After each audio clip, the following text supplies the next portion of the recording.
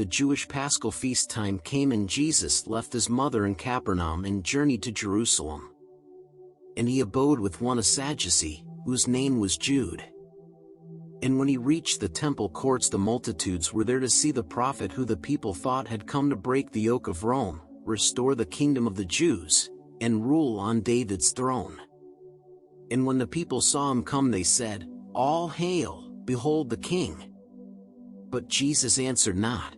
He saw the money changers in the house of God, and he was grieved. The courts had been converted into marts of trade, and men were selling lambs and doves for offerings and sacrifice. And Jesus called the priests and said, "Behold, for paltry gain you have sold out the temple of the Lord. This house ordained for prayer is now a den of thieves. Can good and evil dwell together in the courts of God? I tell you, no." And then he made a scourge of cords and drove the merchants out. He overturned their boards, and threw their money on the floor. He opened up the cages of the captive birds, and cut the cords that bound the lambs, and set them free. The priests and scribes rushed out, and would have done him harm, but they were driven back. The common people stood in his defense. And then the rulers said, "Who is this Jesus you call king?" The people said, "He is the Christ of whom our prophets wrote. He is the king who will deliver Israel." The rulers said to Jesus, "Man, if you be king, or Christ, then show us signs. Who gave you right to drive these merchants out?" And Jesus said, "There is no loyal Jew who would not give his life to save this temple from disgrace. In this I acted simply as a loyal Jew, and you yourselves will bear me witness to this truth. The signs of my messiahship will follow me in words and deeds.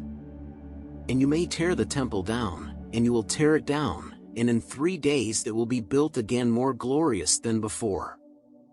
Now Jesus meant that they might take his life, tear down his body, temple of the holy breath, and he would rise again. The Jews knew not the meaning of his words. They laughed his claims to scorn. They said, "A multitude of men were 46 years in building up this house, and this young stranger claims that he will build it up in 60 hours. His words are idle, and his claims are not." And then they took the scourge with which he drove the merchants out, and would have driven him away. But Philo, who had come from Egypt to attend the feast, stood forth and said, "You men of Israel, hear, this man is more than man. Take heed to what you do. I have, myself, heard Jesus speak, and all the winds were still. And I have seen him touch the sick, and they were healed. He stands a sage above the sages of the world. And you will see his star arise, and it will grow until it is the full-orbed Sun of Righteousness. Do not be hasty, men, just wait and you will have the proofs of his messiahship."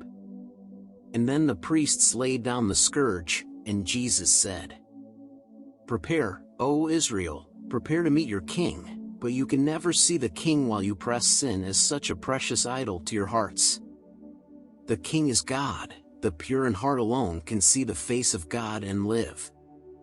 And then the priests cried out, "This fellow claims to be the God. Is not this sacrilege? Away with him." But Jesus said, "No man has ever heard me say, 'I am a king.' Our Father God is king. With every loyal Jew I worship God. I am the candle of the Lord, a flame to light the way, and while you have the light, walk in the light.